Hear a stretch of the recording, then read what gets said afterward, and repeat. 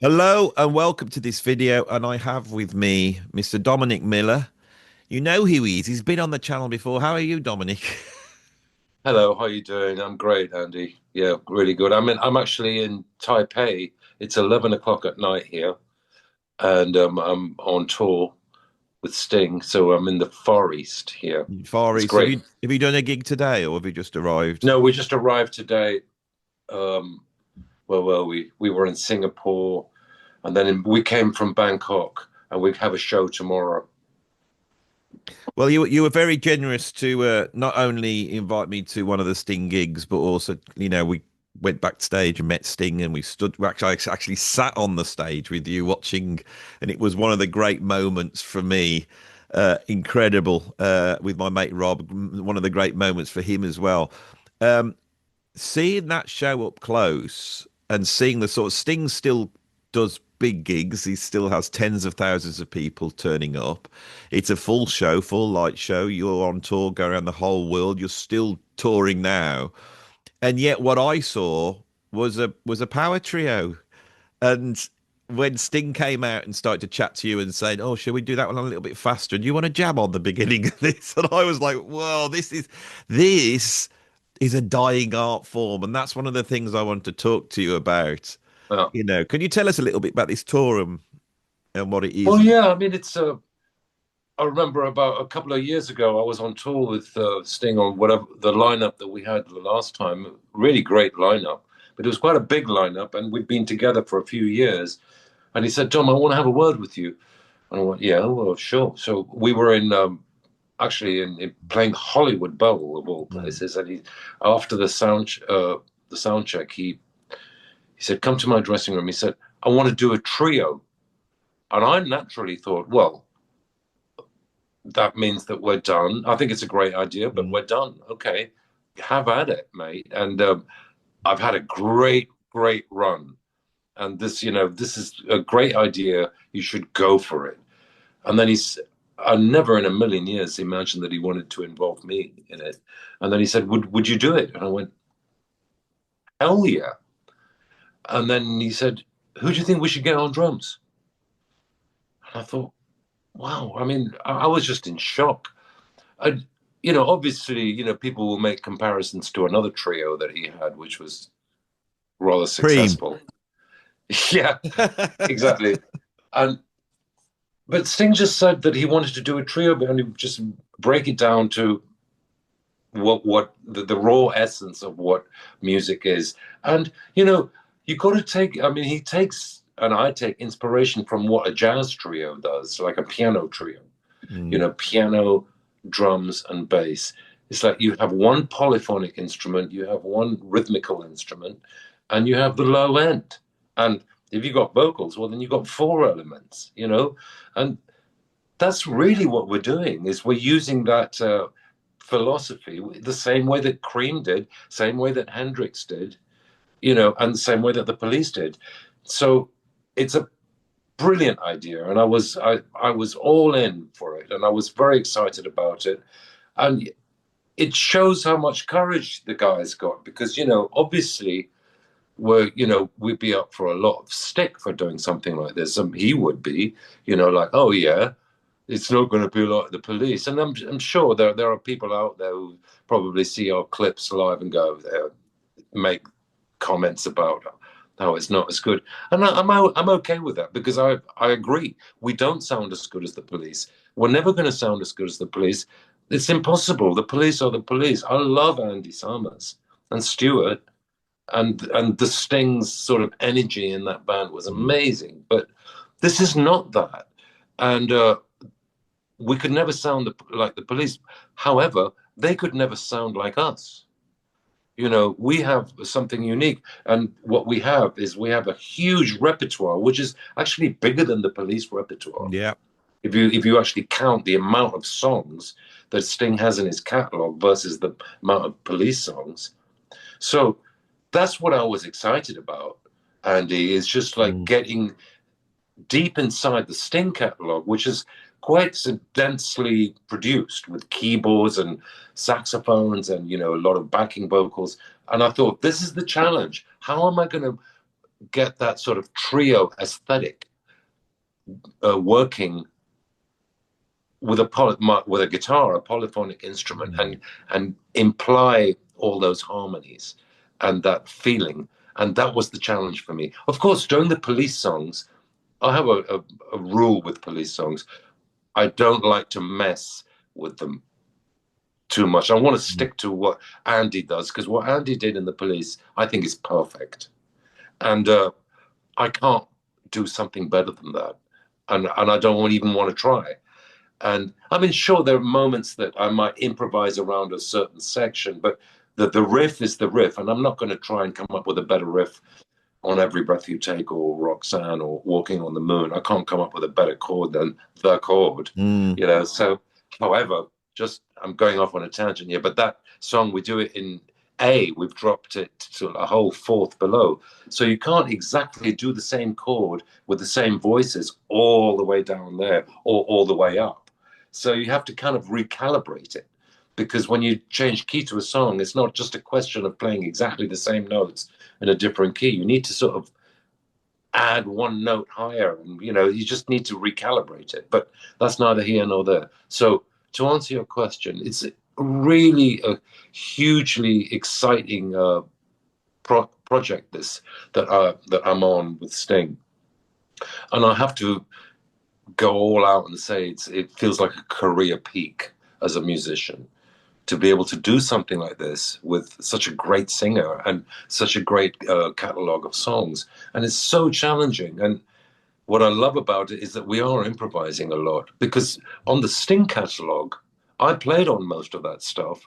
So anything that I play is kind of going to work, because I understand how it's kind of constructed, what the music is. And so it's fair game for me to do whatever. And the main thing to do is to try and surprise him, or even provoke him, to get that sort of Police energy for him. Maybe looking around at me, giving me the death stare, or like, what are you playing there, mate? You know, it's like, and that sort of energy, instead of like being a session band. I feel that it doesn't really feel like I'm in a session band anymore. I feel like I'm in a band for the first time in years, you know, apart from my band, but that's the whole different thing. But this is the most exciting time I've had with Sting in the 35 years that I've played with him. I have to say, apart from the Ten Sumner's Tales tour, which was incredibly exciting with Vinnie and David and Sting and myself, that was just like, that was another career peak, it felt like. And this is what we've arrived at, another point where I feel like really blessed. I feel very fortunate and lucky to be in a position to be able to express myself in this way as a guitarist. So I'm all in, mate. Yeah, I mean, there's so much to unpack there for me. The Rock Power Trio is an incredible ensemble structure, isn't it? Because you know the two up front can run round. It's not like you're playing a piano; you're playing a guitar, so you can perform and interact and run out, entertain the audience. The electric guitar can be loud. You know, the drums are loud, so it can project a lot of volume, but there's a lot of space in there. And so I felt that it seemed that you could get away with a wider interpretation of those songs because of the malleability of the trio. And Exactly. one of the things I became aware of is that it's like you've got two things. You've got the one of the classic power trios that sort of changed the nature of power trios, from moving away from the clunky sound of Cream, or you know, whoever it would be, ZZ Top, you know, that sort of heavy unison riff, which is what the Police is. But I realized that Sting must have Sting must have got out of the Police to be able to write songs where he didn't have to have them changed by these two iconic musicians coming in and putting their iconic stuff all over his songs. You know, I could see that when it came down to Sting's own songs, it's a much wider range of approaches. And there are moments when you have to disappear and not be an Andy Summers or a Dominic Miller. There's points where you're playing entirely for Sting's songs. But there Yeah. was other points where I looked and I could see that you were just jamming like the Jimi Hendrix, you know, Well, experience. It was, I wish, but yeah, it's exactly that, Andy. I mean, it's like you, the songs are, they have the melody and they have the harmony. Yeah. and the rhythmical kind of structure and the arrangement and the form. But there's so much that you can do with it instead of like sticking to the voicings that were on the record. I can't replicate everything. But the biggest surprise for me, that instead of trying to compensate for what's missing and just try and do some of the keyboard parts, the saxophone parts, the Mm. guitar parts, the backing vocal parts, I'm actually playing less than I was playing before. Because one of the biggest discoveries I found in this project is that the less that you play, or the smaller amount of voices that you put in a chord, the bigger it sounds. Oh my God, you know, really? Well, yeah.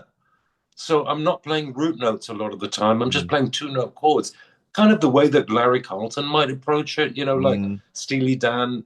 I take a lot of inspiration by his approach and band playing. So you're not playing all the voices. I'm not playing the root note, and I'm not playing the melody. So it's really exciting. So a lot of these chords in Sting's music, they're quite sophisticated, but they're essentially kind of jazz. It's jazz Mm. vocabulary. So I'm playing the two notes in the middle, or sometimes just one note. It's really mind blowing. And the same way that Andy did in the Police. What I love about what Andy achieved with the Police was the counterpoint that he had with the bass and the melody and the rhythmical counterpoint. Like, I mean, a good example is Walking on the Moon, is putting that chord on the two beat, and just letting it hang, and Mm. it suspends. It does exactly what it says on the letter, what a suspended chord. He suspends the drama, and I'm very inspired by his approach, and which I try to bring into this. So he's a sort of like a guiding star with this. But it's really exciting, Andy, what you can do with a trio. And I'm still learning about it, and we're still evolving as a trio. And because we improvise so much, we are on a kind of journey, and it is growing and it's maturing. We're into year two now, and we're having so much fun that he's booking dates all throughout next year as well. I mean, it's like this thing is going to carry on until we've just run out of steam. And somebody asked me the other day, like, when does this tour end? Well, and it's like, there's no real answer to that. It's like, we're on the road until the road turns into dust and there's no more road markings or lights or signs.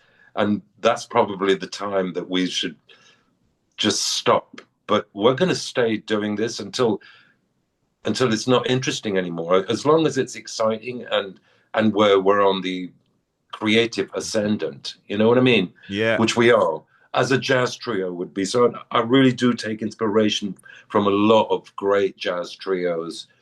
Um, you go to see a jazz trio in a club, and it always feels fresh if it's a good trio, you know, and it's so exciting. So I mean, I feel very, very lucky. I'm ranting now, Andy. No, as you seem fired up and it's very exciting. One of the things that I wanted to ask you about was when when I went to see it, I did have a little bit of trepidation because it's a massive gig. You've got the whole works, you've got the big buses, you've got all the crew there, all the stuff you would have on a big gig. And nowadays, for so many years, if somebody's doing that, you know that there's backing singers, there's backing tracks, there's two keyboard players, there's, a mate of mine who plays those sorts of gigs at the moment with a much younger pop star. His job seems more to cue the lights and make sure the backing tracks are running in time as a drummer than to actually interact. And this is a point where even the interactions in between when they're talking to the audience have to be worked out Yeah, because I mean, the it's everything is so on a grid now. and you feel like it feels like these big shows like you're doing, that's the way of doing it. So I thought, this is going to be, this could be a bit lackluster, really, because it's only a trio and it's going to be a massive. And then when I saw it, it absolutely wasn't. And I was trying to work out what it was. And I can remember as the inevitable Every Breath You Take approached, I thought, well, it's a great song, but I've heard it too many times and I don't need to hear it before, even though I'm sat on stage next to Sting, not to see it, but I've heard it a few times.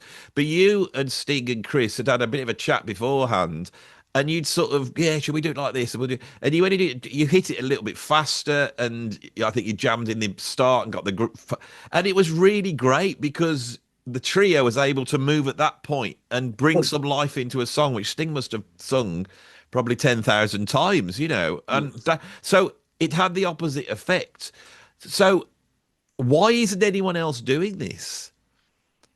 I think it's a great opportunity that a lot of bands are missing. I think it's a shame, because it is a huge opportunity for bands. I mean, if you have the more musicians you have on stage, the less chance you have of improvising, of Yeah. taking chances. I mean, that's just a given. If you have two polyphonic instruments on stage, let's say a guitar and a keyboard, so that already negates any chances of Mm. one of those two players taking a punt on a different type of voicing, because it's the chances of clash are too high. Mm. So I think that's the reason, is that so many people want to replicate what's on the record, so they feel they need all those elements, like the backing vocals, they need the brass, they need the this. And having said that, a lot of it is fake anyway. So Mm. people are on a grid, and you got your hands tied. The handcuffs are on. You can't really express yourself. The only person who can really express themselves, I suppose, is the lead vocalist. Yeah, but You can you know, imagine the feeling that, if you slip up? I mean, if Sting really slipped up, he's professional enough to he would crack a joke and you get back in as long as you don't yeah. do Well, it. when that happens, it does happen most nights. I mean, we never get through a night without a few major clangers. And instead of us getting all upset about it or panicking about it, we just laugh because it's amusing. You know, the thing about it is to have fun, is to enjoy it. It's the essence of jamming, as you said, we started this chat. It's that feeling of jamming, and why aren't people doing it? And that's what we're doing. That's what he wants to do. He's reached a point in his life where he just wants to have fun, Yeah. and to and to raise the bar, and be challenging. It's like we're taking a lot of chances here, and I'm playing chords that will scare him sometimes, or sometimes he'll look round and I can't tell if he's pissed off or he's happy or if he's laughing or if he's like thinks I'm being a dick or something. But Yeah. at least I'm provoking him. That's what he wants. He doesn't want me to That's play what the he want. same I thing could every tell night. that. That's what he wanted. And he would But turn every around. breath you take, Yeah. I feel it's important to play that riff because it's a really good riff. I'm making a quotation to honor the song, and also to show the audience that I approve of this riff. But having said that, actually, you probably know there's a bit of like hoo-ha going on about that particular song, and Andy and Stuart and Sting. I mean, it's a shame that all that kind of stuff goes on, and there's so many ways of interpreting that song. So recently, in the last few gigs, I have been going off-piste. I've been off-roading a bit on that song and just doing a more jangly version of it, and then maybe quoting the riff at the end of the song, just to let the audience know that I haven't forgotten you, police fans. I'm not going to let you down. The riff will arrive. Just stick with us, It's Yeah. quite funny. We have fun, Yeah. we make mistakes. So the kind of philosophy in the Sting band is you're innocent till proven guilty. You know what I mean? And so if you do something that really sucks, first of all, he's going to think, well, you had a go, but that didn't work, did it? And we'll be in the van going back to the hotel. And you go, what was that all about? Don't play that again. But we laugh about it. Like it's where there's sort of an equality. I don't feel like I'm working for an artist. I feel I'm working for the songs, because the songs Yeah. are the boss here, not the artist. And Sting, as an artist and a very successful, charismatic artist, he's enabling us to have some ownership of this project. And same with Chris, because when Chris came into it, he didn't have a clue what he was getting himself into. And it was quite funny because at first he was really shocked how Sting and I would change things every day. And Chris would go, he'd panic and go like, But it was yesterday we were doing like this, and then Sting and I would kind of look at each other and go, he doesn't get it. We're changing it every day, like jazz musicians Yeah. do. You know, jazz musicians are the ninja musicians of all time. I mean, I know that's a bold statement, but if you really want to get down to it, the philosophy of jazz has found its way into what we're doing, but they speak the language of music and harmony probably better than anyone else does. However, the only thing that they're missing, a lot of jazz players, is they don't know how to play pop. They can't play simple and straight and direct and without dynamics, because Sting loves it when you play without dynamics. This is the key to this. Is it's genius to play something flat. You know what I mean? It's just Yeah. it's so I, powerful. And you jazz know, musicians can't do that because they can't help swinging. You've got to stop swinging. Just play it like a machine. And that has a lot of integrity. But everything else, they've got it. They've got the voicings, they've got the chord language, they've got the chord vocabulary and the melodic vocabulary. And it's vast. yeah, I felt, you know, meeting Sting, watching him chat to you guys, you know, and then watching it on stage. He he loves the jazz, but he knows the limits of the jazz. He's also a songwriter and he understands how that works. I could see a real deep understanding there of that dynamic and how far it would go and how much it related to the musicians in the band. I thought Chris on drums was incredible Yeah. because he was having to span such a wide range of things, you know, with his playing. Because yeah, he has to play Vinnie Colaiuta's drum parts, which is even more mind-boggling than playing Stuart Copeland's drum parts in a way. And he has to do that, but also he had to play very heavy, very light. He had to just play like metronomically. He was having. I just felt the band was so it was just malleable. That was the thing. It was reactive and malleable, and I thought it was such a surprising thing to see at that size of a gig. You know, now Yeah. I'd love you've been there for so long. I'd love to talk about the sort of jazz influence in this band over the years because you there's been such an array of players. The first one that came to my mind, and when I saw you, I didn't chat to you that much about him, and I thought I wish I'd asked you more about it. Was is Kenny Kirkland, the great one of the greatest jazz pianists of the Yeah. second half of the 20th century, I would say, and sadly no longer with us. So you know, a real a really incredible player to play with, and really you would think of him as a straight jazz player, and yet he spent a long time with Sting, didn't he? What was he bringing Yeah, in? he did. He started with the what I refer to as the Ninja Turtles album, and that's when he started, and then he continued with that for a few years, and then he left, and then he came back in the band when I joined the band, and actually, speaking of Kenny Copeland, I agree with you there. He's a huge influence because when I joined the band, I didn't have a predecessor really. There wasn't really a guitar Mm, player that no, I looked up to sort of get clues as to how to do this. because Sting had been playing guitar, hadn't he, He for was a playing while? guitar, Yeah. and there was a guy called Jeff Campbell, really good guitar player, but it didn't play such a prominent role. His role Mm, wasn't like a prominent guitar role, but a very, very good player. He was more like playing second guitar, mm, or they were both rhythm guitarists. yeah. But so I always thought of so I was like, who's going to be my guiding star here? So I looked at Kenny and Branford as the two people who understand Sting's dialect better than anyone. And it is a dialect. It's an accent.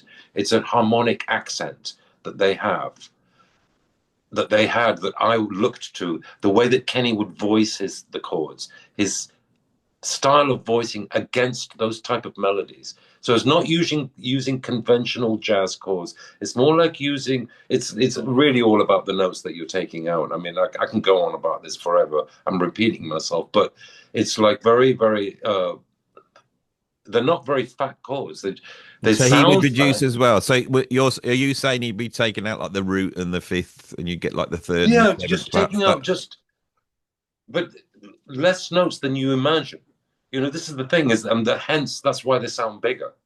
It's so clever that it's almost like classical chords. It's like Chopin-esque type chords. There's a lot of classical influence in Kenny's chords, That's and it. Can also I it's jump tough. in there? That's really interesting because I hadn't noticed that with Kenny. When Branford came into Sting's band, the parts obviously you had a few solos, but the parts sound like a classical Oh yeah. oboe or clarinets. And of course, Branford and Winton both had that training, could play like that. And I felt Bradford almost brings in like an English sound at certain points. You feel Yeah. that, you know, so that's really interesting about the classical influence in there. Oh, very And much so. But it's interesting yeah, because you talk about the English side. So this is a great example of how Branford was really listening, first of all, to the narrative of the lyrics and the Sting's timbre as a mm, vocalist, and complementing it the way that he would be dancing around the vocals. It was very, very smart. Instead of just playing, filling when he, what most people do is when you're working with a singer and you're a saxophone player, you wait, you don't yeah. play at the same time. But it was more intelligent than that, Yeah, it much was incredible smarter. parts. And Yeah. I try to use that kind of approach where sometimes you are in unison, or sometimes I might be uh, playing at the same time as him melodically. I mean, Mm. and how do you make melodies around what he's doing? What kind of modes are we in? I'm not like a scholar in jazz. I Mm. don't know shit about modes. I just know what I feel. I mean, know the Sting. I mean, Mm. Mixolydian, Phrygian, Lydian, and all that bollocks. All his music is all modal. It's for other people to analyze. Like Yeah, Rick but the Beato, he's done modes are like, just a sound, aren't they? It's a yeah, sound, and everyone gets yeah. there in their own way, you know. But this is what Brantford always seemed to pick the right kind of scale to Mm. go against the scale that Sting was singing. And at the same time, Kenny was coming up with the right sort of voices. So these guys were my inspiration as to how should I approach this gig. And because I didn't have a guitar player to listen to, except for Andy, what I took from Andy was his use of space and suspense, having a suspended chord not resolving. I love this idea of not resolving a chord. And Andy did that a lot. And it just keeps it the suspense, Mm. hence the name of the chord. This is interesting. And, there's other Yes, rock that's and fusion guitar players I yeah. could talk about too that influenced me with my approach, like John McLaughlin, of Mm. course. We talked about that before. And I'm going to repeat myself here, like John McLaughlin's approach to guitar voicings is a huge part of my vocabulary as a guitarist. Those kind of arpeggiating and Mm. those type of pianistic chords. I mean, it's so much a part of what I do. I nicked a lot of it. That approach.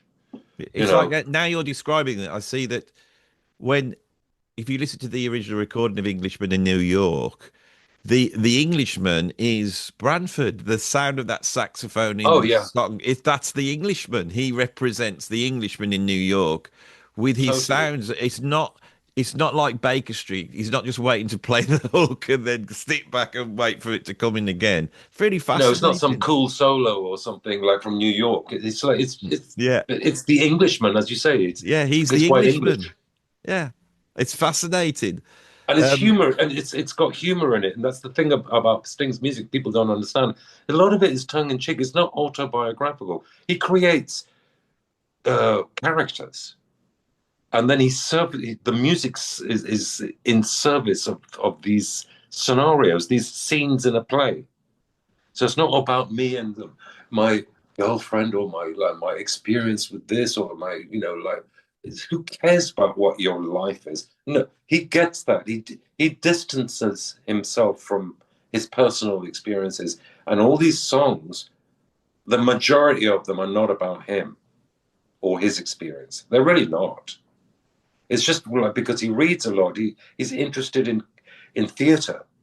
you know, and in characters and in books that he reads, and you know, and poetry and stuff like that. So it's not about him, and I think that's really clever. So we don't have to be too responsible for what we're doing. And so when I'm playing with him, I'm having fun, like I'm in a theater company. You know, like I feel like I'm in a theater company, and this is the scene. You know, we need to create a scene here. So how do you play this role, especially with three instruments? You know, you can do so much. It's like a small theater company with good Well, acting. this is what I imagine. You know, if you take someone like Kate Bush, another one of the greatest British songwriters Oh to yeah, ever live, and she does this. She has an incredible imagination. So imagine that she is, you know, a baby in the womb, and then that she's Kathy from Wuthering Heights, or she's a ghost. All these great, you know, but we don't get to see her because for her to go out, she wants to have all this stuff behind her. But I wonder what those songs would be like with a power trio, whether it's possible to pare them down, and whether they would stand up. And I find this very interesting because basically, I think this is it's not a lost art, it's a dying art. Basically, musicians thinking in this way, being able to play for the song, but then being able to improvise, act as a flat, no dynamic musician, so the song can just sit on it, and then act as a sort of catalyst for new things to happen. All these things that go on, you mm. know, and the internet has reduced musicianship down to just technique and speed, and that's all anyone's watching. And these attributes, which are much more difficult and require basically experience, huge amounts of experience of delivering songs on a big stage to a big audience, because that's what does it, isn't it? You know, my students used to say to me, "How would you get good, Andy?" And I said, "Well, say someone hired you to play stadiums for a year, you'd come back good." Yeah. Because you would learn to communicate to that big audience. I mean, you're used to it. You do it with your eyes closed, you know. How are you going to communicate? This is absolutely everything, every chord, every strum, every solo, and the way you stand. Because I can remember when you came into Sting's band, you had a bit of rock and roll swagger as well. That hadn't been there before. You knew how to stand with your legs apart and do a bit of the old Keith Well, Richards as I well. come from that sort of culture earlier. He wanted a kind of more of a rock approach, but you know, it's not until we started playing together that he realized that I was into all kinds of music. I'm a Really? muso, you know, because he I was kind of kind of picked, headhunted, if you like, Mm. because I was doing so many sessions around that time, and I was the sort of the most qualified guitar player around to join his band, I guess. And based on what I'd done with Phil Collins and another band I was in called King Swamp, and I was in World Party, and you know, it's more sort of rock, jang, and you Mm. know, like that sort of thing. So he wanted to go in that direction, but it's not until we started actually playing that he saw that I was into Latin American music, into jazz, into like you know, all funk, Mm. and even prog. You know, like I was into all of that. You know, like I was into gong, and I could be trippy. I could do you know, like real trippy guitar as well with delays and echo plexes and shit like Well, that. You know. no gong, no sting. You know, there's a connection there. I didn't Yeah. realize this, but there is a sort of a connection because there was a bass player in Gong, a French Mike guy. Howlett, that's why I cracked the joke. Yeah, All right. the police came together because Andy Summers, being sort of connected to the prog world, got booked to do a gig with Mike Howlett from Gong, and it was one of these things. And he'd played with Kevin Ayres, and they brought, That's it. you That's know, it. and then they got, you know, Stuart from Curved Air. But what's Yeah. also interesting, you see, as a connection that probably I'm going to say now that no one's aware of, is that Gong also brought about Bill Laswell. Oh, really? Because David Allen then went over to New York and he formed a band called New York Gong, and it had Bill Laswell and Michael Beinhorn in. And Bill Laswell then went on to do Rocket and and all that type of thing, and that hip hop thing all came out of that as well. I And then didn't know. This is Michael news Beinhorn to then me. went on to produce Soundgarden and Red Hot Chili Peppers and become one of the biggest rock producers in ever. So Gong have spawned a lot in our Yeah. contemporary music scene. Really But interesting.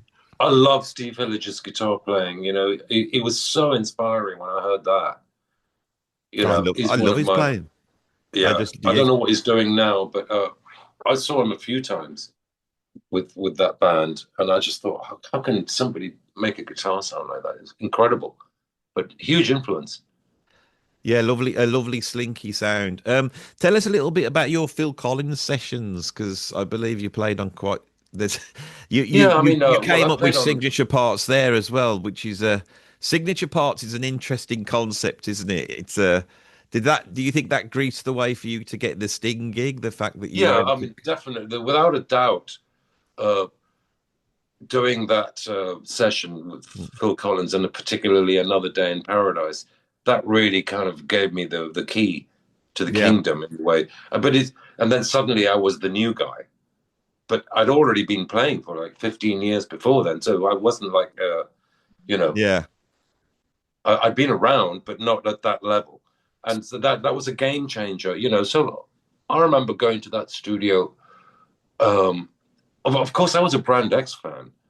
You know, the only I mean that's what made me more starstruck than anything was listening to more rock and roll and Brand X and the live album that they did. I thought, my God, this is the drummer from Brand X, not the drummer from Genesis or the guy from In the Air Tonight. yeah, You know, I wasn't thinking about that. I was thinking this is the geezer with the big beard who was crazy guy playing the drums with the trippy, you know, kind of proggy jazz Weather Report light sort of band, but English.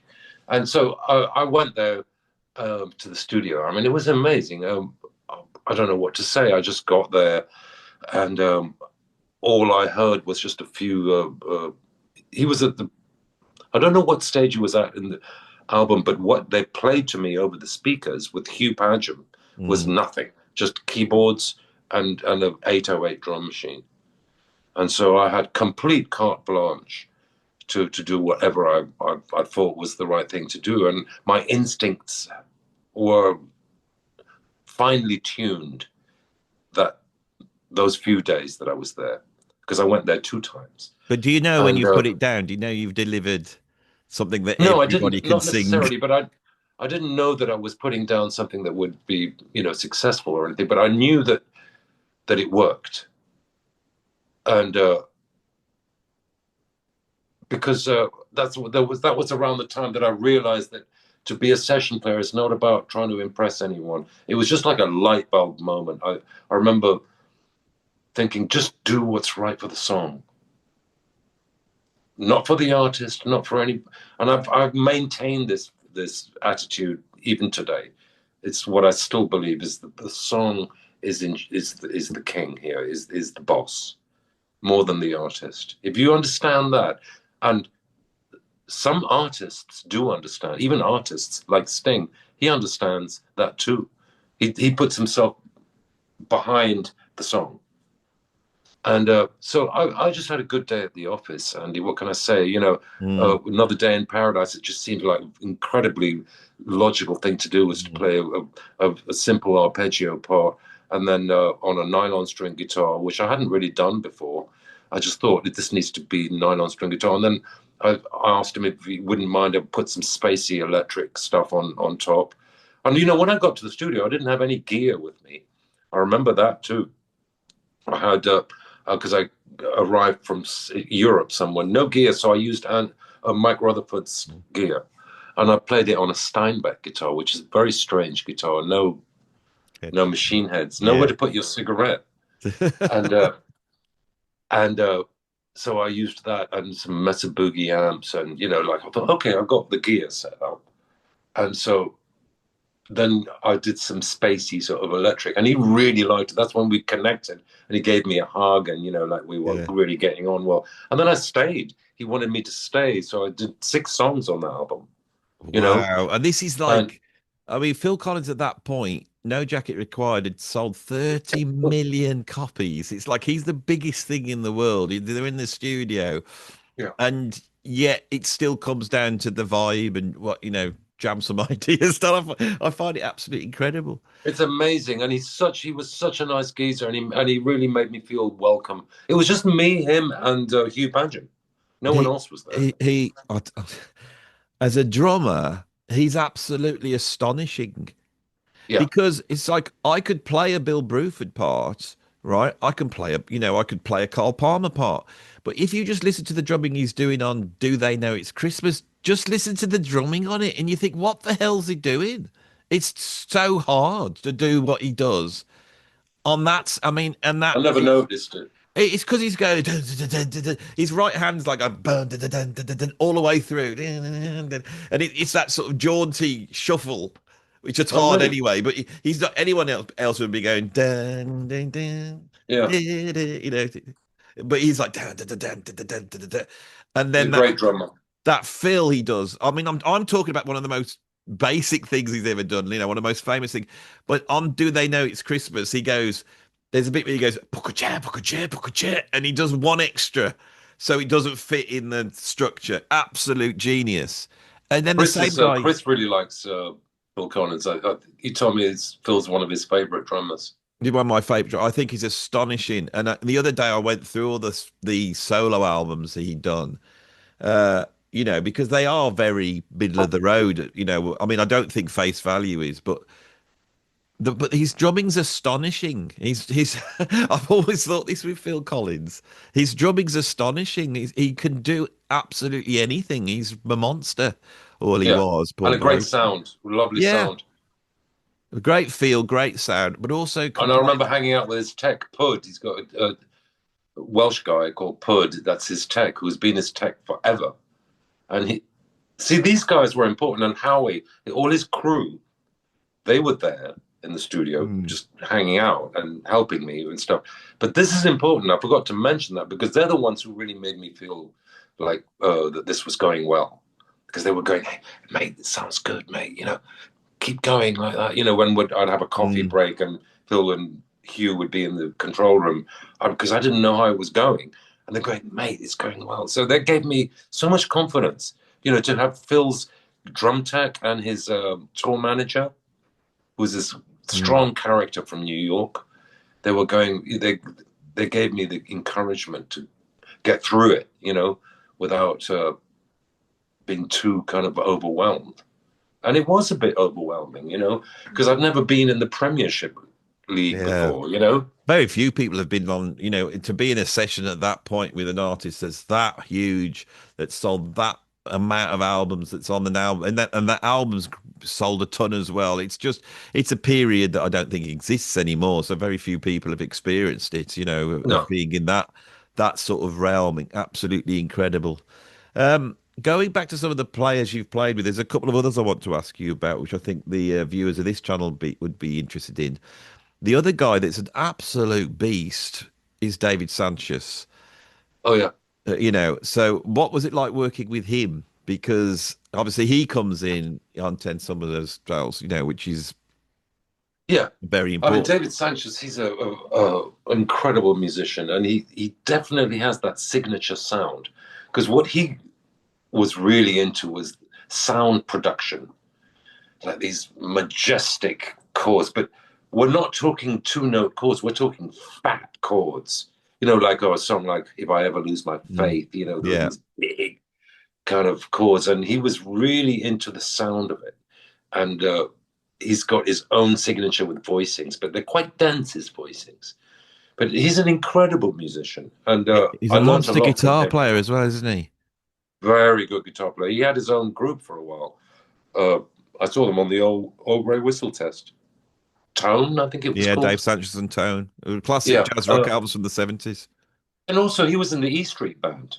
Yeah. He's a Hall of Famer, rock I and think roll that's Hall how of he. I Famer. think that's how he got into the jazz fusion. Because believe it or not, the E Street Band were all big jazz fusion fans, and when they brought him in, I think Bruce Springsteen then went to the label and said, "You got to sign this guy up. He's a fusion guy." So, Oh, really? I didn't yeah, know I that. mean, But I, he was I, great to work with, and to tour with.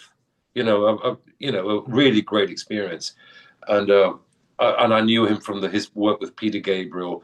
I was always interested to see how he came up with what he came up with, and he's the opposite of Kenny Copeland in a way, because Kenny didn't care about sound. When we were on tour, he just thought with his keyboards, he thought, just give me a piano sound, a pizzicato sound, and maybe a synth lead sound. I don't care about, he wasn't that bothered. Mm. Whereas David would spend hours crafting sounds, like synth sounds and pad sounds, but that fit the music. So he was a really a great example of the best of David Sancious is on the Ten Summoners Tales album. I think that's one of his best performances on Sting music. Great person to work with. I never bought the album when I've got it now. I didn't buy the CD. I bought the video. I had the videotape that came out of you in one of Sting's many living rooms, it looks like. Yeah. And I always used to watch it and think, are they miming or are they playing, but then it's really been fiddled with, or are they just playing? What actually happened? Are those the actual sessions, or was it? No, it's a kind of combination. Yeah, it's we'd already finished the album, but then what we did is we wanted a film crew, but Sting didn't want to mime because he hates miming. He hates it. So we did actually play.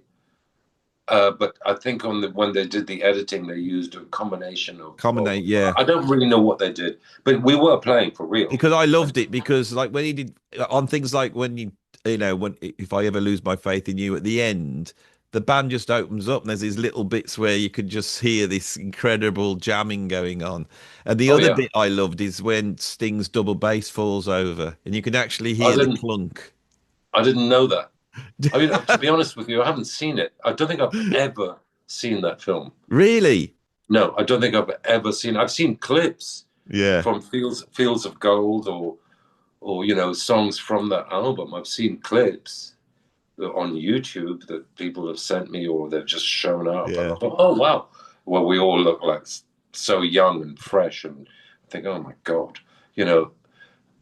and to remember the house, because I know that house really well. Yeah. And that room, we have so many memories in that room. We also did Mercury Falling in that room. Yeah, I had that on video as well. And it was the same thing, like hanging out, kind of living. It's what I always imagined making a record would be, it's like living in a house together, eating together, just sleeping, playing snooker, going for walks in the garden. It was what I always wanted making an album to be like. And same with Phil Collins. We were in his studio in Surrey, and the Genesis studio. Yeah. And the Genesis studio. I thought this is the way to do it, mate. Yeah. Instead of like a studio in London, it's like we're all hanging out, we're eating together, and we're in the middle of nowhere. There's only one thing to do here, and that's to be creative. And that's what we did, And David is a great musician, really great musician, and I really enjoyed touring with him. Really interesting guy. Yeah. Now the reason why I would get up in the morning and watch that video over and over again was because of Vinnie Colaiuta, because I'm a huge Vinnie Colaiuta fan, and on the last interview we didn't chat about Vinnie that much. We didn't chat about what was it like playing with him, because we got time. Well, Sting's had an array of incredible drummers, hadn't he? He's Keith Carlock, he's had Omar Hakim, Josh Freese. There's all incredible drummers. Manu, of course, Manu Katché. But Vinnie seemed to occupy his own space because it almost made Vinnie as well, didn't it? It wasn't like a session gig. Vinnie's profile went up. Yeah, because he was playing ridiculous. No, I mean, incredible musician. I've learned so much from him. It's amazing. And he's also a very close friend, so I know him intimately as well. And what was it like working with Vinnie? I mean, extraordinary experience to be sitting next to the greatest living drummer, basically. Well, yeah, probably. I didn't know it at the time. Who else? To tell you the truth, Andy, we didn't know. I'll be honest with you, Sting and I, when we were looking for a drummer, because we were finished the Soul Cages album, we were mixing the album, we needed a drummer to go on the road with. So we had people come and audition in the Townhouse studio every day for like 2 or 3 weeks. And we had some of the best drummers in the world come. Their tech would come first, set up their drums, spend half an Mm. hour in the control, in the live Mm. room while we're mixing, and then Sting and I would jam with whoever it was, and there were some big, brilliant drummers, like Mark Brzezicki was one of them, and a few others, like really name drummers Mm. coming in one after the other, and they were all really good. I thought, wow, I'll take any of them. They're all fantastic. How can this is a difficult decision? And then I remember there was a guy that we were waiting for called Vinnie, who was coming in from LA. Sting and I had never heard of him. I didn't know who he was. I have to be honest, and nor did Sting. So this guy turns up from the airport from Heathrow straight to the townhouse off a flight from LA economy, Mm. and he must have been knackered. So Sting and I take one look at him. We thought, this ain't going to work. We just looked at him. This guy with a mullet and with huge glasses and this strange outfit, like 80s sort of. He looked like a fucking catastrophe.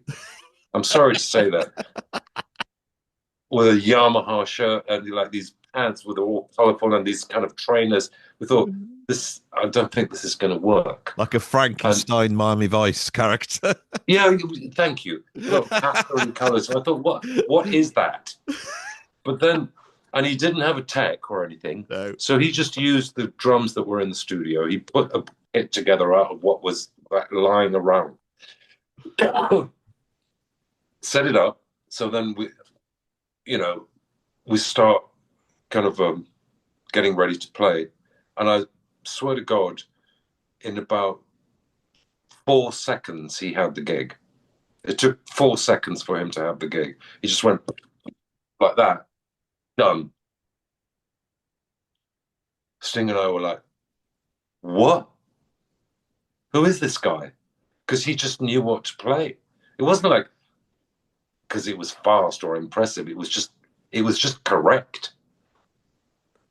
We were jamming a couple of Police songs and also some of the songs from the album that we were working on, which might have been sent to him, or I don't know if he heard them or not. Mm. But we started playing, I think, Soul Cages, like a like a rock song, and it just sounded perfect, and that was the end of it. So Sting just said, he gave him the gig right there on the spot. Really? And we cancelled all the other drummers that we had coming, and he said to him, because Vinny's deal was, if you give me the gig, pay for my flight.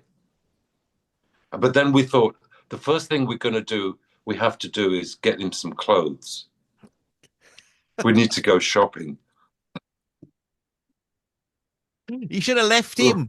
He should have left him on that. But we kept him. We didn't let him go home. We and the wouldn't let him out of our sight. So we just kept him.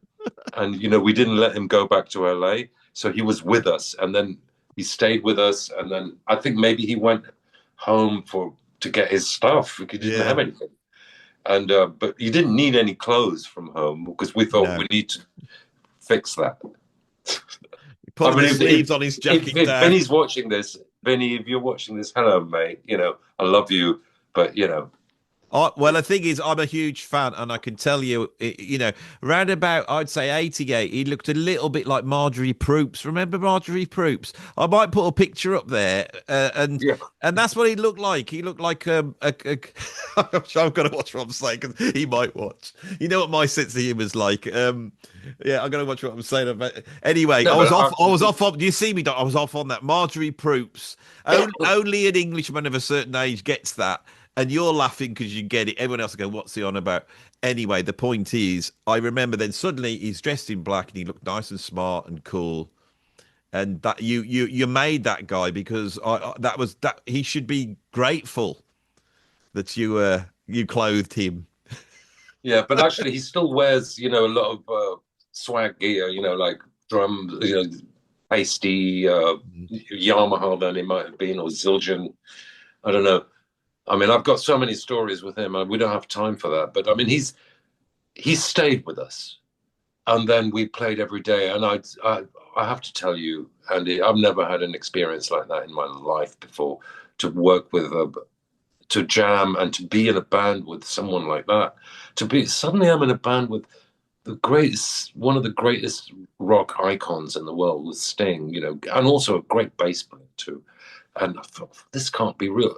With a drummer like that, I thought, I've never been in a band like this. So obviously it elevated my musicianship. I had to do some serious catching up with these guys. And it's great to be in the position to be working with people who are much better than you know, because it's like playing with chess players who are 10 times better than you, then you're just going to improve. You know what I mean? Uh, And his talent level is it's hard to fathom with Vinny because I think I don't think Vinny tries to show off no, because I think he's so unencumbered in whatever he thinks he can sort of execute. And that's why you get all these famous stories of him being in the Frank Zappa band where every other drummer struggled and he would sort of be playing a terribly hard piece and then start eating his lunch while he's playing it because to him, you know, he can look at a chart and you could the music's coming out of him. It's not about his chops are ridiculous, but it's not about chops. He's utilized the chops to be able to express the right thing at the right time, and he turns on a dime. His reaction yeah. time is so fast. Oh, it's Yeah, unbelievable, yeah. And his musicianship and the way he listens, he's just got great ears. It's the same with all great musicians. The best musicians are the ones with the best ears. Really, that's what it comes down to. And and and sound. How do you get the right sound? You know, because a lot of people can say with a guitar or drums or keyboards or bass, it's like it's not the instrument, it's your fingers. it's that But no, sound. with the elite people, it's Mm. not even your fingers, it's your ears. It's what do you feel? You know, it's like a classic example is Jeff Beck. You know, so what does he? His ears are telling him what to play. His hands, of course, they're just they're tools. And Vinny's got, but his practice method. You know, we talked about this Mm. before. I mean, he's so disciplined and it's so considered. Every aspect of his routine, practice routine, is so incredibly considered and meticulous. And he's a perfectionist. It's no wonder that. So when he performs music, he's free. Mm. He's qualified. You know what I mean? He's like he's done the work. I don't think I've ever seen anyone practice as. I mean, he practiced a lot, even in the van, in the dressing room, everywhere. Always practicing. He Mm. always had sticks with him. You know, it's like, what do you do? I wonder what he did. Well, he's a drummer, isn't he? You know, he's got Mm. sticks and he's wearing Zildjian. Can you guess what this guy does for a living? And he's got the dodgy barnet. Well, he must be a drummer, isn't it? Can you imagine how many drummers' t-shirts he's been given, Oh Vinny? God, yeah. Can you imagine? He must have a room full of them. I You know. remember once we were on tour in America and we stayed in some very nice hotels, as you can imagine. And at one point, we were in Florida and we stayed in this very swanky golf, private golf club. Mm. And Vinny's room was, I mean, Vinny didn't like being in a golf club. He thought, he rebelled against it. I don't want to be in a golf club. I want to be in town, you know, get some Mm. beers or have Mm. some fun, not in a golf club, Mm. you know, with all these very conservative type people, Mm. especially in Florida, you know. Mm. And so we're in this club. So his form of rebellion was to hang. His room was on just by the 18th hole, so by the Mm. clubhouse, and his rebellion was to hang up all his clothes out on his balcony. And there were complaints from the hotel manager said, no, you can't do that. And all his stuff was just like, it's just Yamaha Zildjian, you know, like his underwear and all this stuff, just socks. Maybe some of them fell on the ground, you know. Oh, it's just so funny. It was a terrible sight, but, you know, very funny guy, He's very, very intelligent guy. he's a The very intelligent guy, most isn't he? intelligent guy I think I've ever met on a multitude of subjects, you know, because he reads a lot. He loves to get information, and that comes through in his playing, the intellect, because he reads a lot and he studies a lot. When he reads a book, it takes him. He's very slow at reading because he wants to take it all in, and he has this incredibly intelligent. He's just a smart guy. Yeah, You know, and he's he a very also his thought process when you listen to him talk, his thought process doesn't go down the established route. He's no, always jumping all over the place, and that's the thing I love about his playing. It's so strange. Everything is so strange, and yet it works. And people yeah, go on about like the polyrhythms and all that type of stuff, and I can play those polyrhythms, but it's making them work because nobody yeah, he does it. He did it with Sting, and nobody noticed. Nobody went, "Oh, there goes an 11." Nobody noticed it because he plays no. it so well. Sounds like it's in four. Yeah, Yeah, and you know, and it's the sound as well. It's just like that, and every time he hits any drum or a cymbal, there's such a wealth of experience that goes into that strike from to the tip of the stick.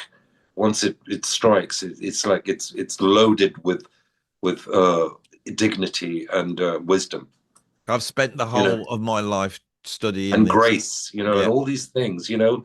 It's crazy, and you know, there's a lot of drummers like that, and there's a lot of Mm. musicians who do that, who care so much about Mm. sound, and so of course he's been an influence on me.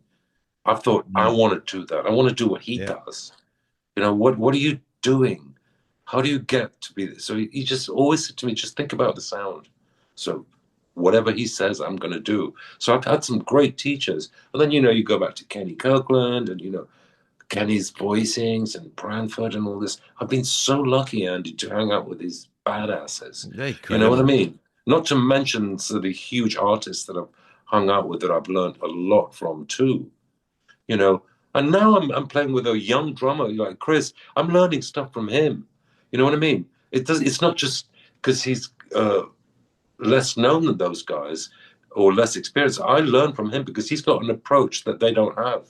I know. What he brings to this band is no more or less than what other his predecessors have done. He does it the way he does it, and we like the way he does it. You know what I mean? I And don't think I think if you've had Vinny on drums on this trio, he would either have been hemmed in or he would have just had too much freedom. Whereas Chris was negotiating through a far because I always felt Sting just because Vinny's such a force of nature, he sort of just let him do his thing. And actually, with this power trio, it's this is the hardest thing for musicians. Is not doing your thing. It's like being able to do. So I know Vinny can do. Vinny can do whatever.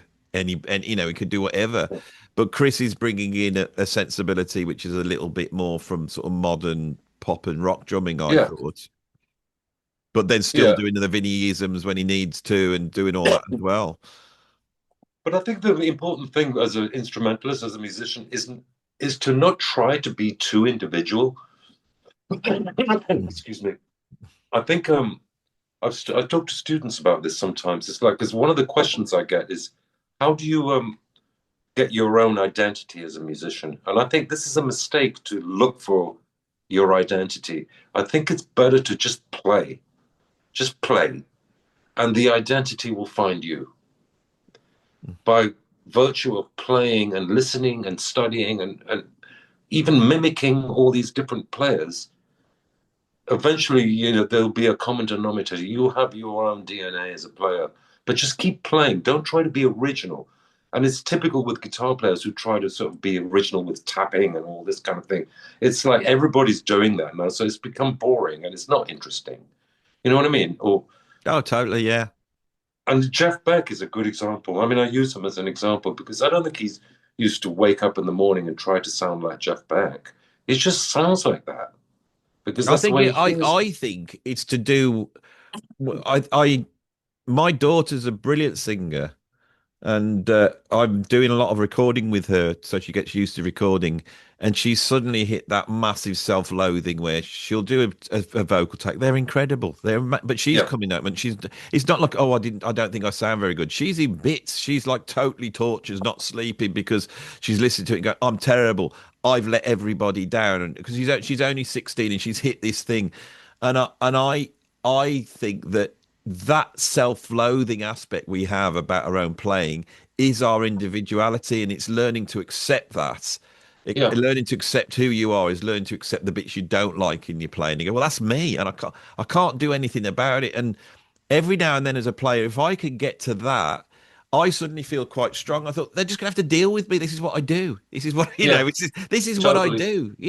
Yeah. And I think that is a really hard thing to achieve as a musician, and especially at the level that you're at, because those doubts don't go away, do they? You know, in fact, they must be magnified as a guitarist to know the level you're playing at and the other, Oh God, yeah. I mean, I have a lot of doubt, self-doubt. I mean, Andy, you can imagine that for the last 35 years, I've been, there's hundreds of guitarists who looked at me and thought I could do the gig better than he can, but I know I can feel it. When I'm in Mm, doing a gig, if we're playing a rock song, I know there's a guy in the audience who's mm. like a guitarist going, that ain't it, mate. You know, so, Well, I and mean, so but I'm the thing thinking, is, Sting can I was have like, you can whoever he feel wants. self-conscious. He can have whoever he wants, can't he? He can have Yeah, whoever he wants. You but know, what he wants is somebody who does a little bit of everything, who gets the joke. You know what I mean? but I also think that you've amassed a set of skills which other players haven't got. I'm like I think Liam Neeson. you're doing something really special in that band, and everyone I ever when I say, oh, yeah, I'm mates with Dominic Miller. He watches my channel, and they go, oh, he's an amazing player. That's what everyone says, Oh, that's cute. because everyone's seen you because you've had such a big gig, and they've seen you, and they know what you're doing. Well, I'm really chuffed. I mean, I do my best, but I'm still. I don't feel any different now than when I was 19 or 20. I'm still trying to figure it out. I don't think I've figured it out. I'm still learning. You know what I mean? It's like I don't feel I've got there yet. And that's the great thing about being a musician. And is that you can always improve. There's always room for improvement. If you look at the giants like Herbie Hancock, Wayne Shorter, I mean, Chick Corea, these Jeff Beck again. Mm, I'm John McLaughlin.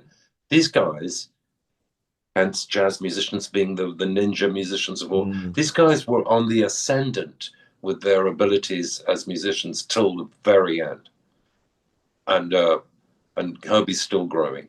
But what I, would you wouldn't want that, would you? You wouldn't want that. Um, who would want to go, right? Thank God last Sunday I achieved it all. I'm now arrived. I've done it. You might yeah. as well just slit your throat at that point. And by the It's same token, yeah, exactly. And by the same token, in a more sort of rock and roll sense, that's why I really admire Mick Jagger and Keith Richards and Paul McCartney and these guys who are still going out, like doing rock shows and entertaining the audience, and because they're octogenarians, these guys. It's like, who would have thought that would even be possible? I remember thinking that the Stones should pack it in when they were 50, you know, and well, eventually, if as they die, they'll have a really good band once there's none of them left because they always pull in the incredible players to replay. I yeah. think it's like. I mean, ex-Sting bass player they've got. I think Daryl's sat there for. Daryl, yeah, he's been on the gig for ages, Yeah, and he played with Miles too, so yeah. they know what's what. And It's Steve Jordan. well, I think we should finish up here, and I just want to. You've made me think of a story which I think explains what we've been talking about, and it's a story about Ella Fitzgerald when she was on her deathbed. She had a nurse looking after her, and she called the nurse over and she said, "Why did everyone love me so much? Why did they buy the albums? Why was it? Why did everyone think I was so good? Why?" And then she sort of dozed off, and then she came back and turned around and said, "I know what it is. It was the songs." Ah, well, that's it. There you go. And But she it was just wasn't at the delivering same the time. songs. It wasn't at the because Ella, she couldn't see how great she was. Right to the end, she could not understand how great she was. Well, we all But know how great she was, but what she says is true, it's true, you isn't know, it? and it's absolutely that. It's that you can't. As soon as you bring yourself into it, then the ego comes in. It kind of all goes to shit, really. I mean, you can have a successful career and a good life, and have a great time and all that, Mm. and make a ton of money. But the best pop stars, musicians, instrumentalists are the ones who understand exactly what you just said, what Ella Fitzgerald said, is it's the music that counts. It's not what you're just helping it Yeah, come into the ether. You know what I mean? yeah. You bring it out for everyone to see, and then Yeah, you put it back with respects. Oh, yeah. it's a You're really, guiding it. yeah. I've got a little bit of hair stood on the end of that thought of that because that's a Yeah, very simple thing. But yeah, we're not. It's like it's having like having a lovely car and you drive the car out and you go for a drive in it, but you're just driving the car, but it's the car is the thing, and that's the song, isn't very it? true. And it gives you an experience, and that's all it is. It gives you a great experience. I will always remember sat on the side of the stage on a Sting concert watching you play, and your kindness for bringing me in, and and your crew for getting us a couple of nice comfy chairs up there and making sure we had bottles of water as well, and it was just a thing in the end. It was what was amazing was to be so close to somebody delivering these incredible songs to such a huge amount of people and everyone loving it and feeling that love in Right. the end, but um I think this interview's been great, Dominic, because everyone's seen that you are still like the rest of us, just a musician who has self doubts and wonders whether all the way through this. That I think if you didn't have that, maybe there will be the pride before the fall. I'm Oh, watching I've got round to watching Breaking Bad over the last couple of weeks. I've never watched it before. And it's incredible, incredible this idea of that man's pride and where it gets him. it's a great show. I got to Absolutely tell you amazing. something funny about Breaking Bad. Maybe I should. But anyway, so Sting, because Sting never watches anything, right? Yeah. He's like Sting is like he reads his books and he doesn't watch telly. No, If you're that cool, you're not going to watch no, Netflix, are you? Sit there with the missus and watching telly. No, no. he's just doing Not when you amazing can have shit. tantric sex. He's like, yeah, If I exactly. could have tantric But sex, I wouldn't he be came watching up to Breaking me Bad. quite recently and he said, hey, Tom, you got to check out this thing that's on TV. It's really, really great. It's like cutting edge. It's called Breaking Bad. You And I know what went, I love is me and Sting are both so out of touch that we've only just yeah. watching it now. And I went, oh, I thought, is this a joke? And he wasn't joking. But the thing is that he first of all he recognized that it's really good. He said, "No, seriously, Tom, this is really cutting edge. It was It is. inspiring. I watched a lot of it, and it goes on forever. It just doesn't end." Yeah. And I went, "Wow, that's cool." I was just like in shock, and I thought it was very sweet that somebody with that much like ability as an artist and a writer and a thinker can just have missed one of the most important televisual productions in the last 20 years. But the thing is that what I find interesting is this guy, and he's got this other thing that he does, and his family don't get it and they don't understand it, and he has to sort of hide it from them. So he goes away that he makes his money doing that, and then he has to come to his family, and then there's this double life. And I found because I was watching it so much, the next time I'd get up and I'd be thinking, this is me, but because doing the music's the same thing. You got your family and then you got the music, and it's like you're almost like having to cover it up and go off and do these things. And I don't know. I found something very profound about it, but he's undone by his pride, and I think that's something that humbleness is a attribute of the great players. I think so. Yeah, I'm hoping my daughter will learn this because she's such an incredible singer, like ridiculous. I would like to check it out. I'll send you some stuff. Yeah, she's really ridiculous. And the thing is that right when she was little, I'd sit in the car, I'd put Tina Turner on, Shaka Khan, I'd put Patti LaBelle on, I'd put Aretha Franklin and Mahalia Jackson, and I kept saying, "Listen to that voice, Grace. Listen to that voice," and I go, "That cuts. That does. That voice cuts." She goes, "What do you mean, Dad?" She said, "It's like as soon as she opens her mouth, it just cuts through. Listen how they cut. Listen to Billie Holiday," and she has now understands that way better than me. That's so great that you paid her that stuff. Oh, I can remember I played her so much stuff, and I I said, "Have you ever heard Shaka Khan?" And she went, no. So I played a Shaka Khan and she told me to pull the car over. She was about 11 years old. She said, pull the Wow. car over, Dad. And we pulled, and she sat there like that. Because, oh my God. But when she was about 6 or 7 and she was really start to sing, um, I can remember I played Aretha Franklin and she said, Dad, what's the point in this? What's the point She in said, "What's this? the point?" Yeah, because she thought she was so amazing. What was the point in listening to, and nobody would ever be able to achieve what Aretha Franklin did? She go, "What's the Wow. point in listening to this, Dad? There would what?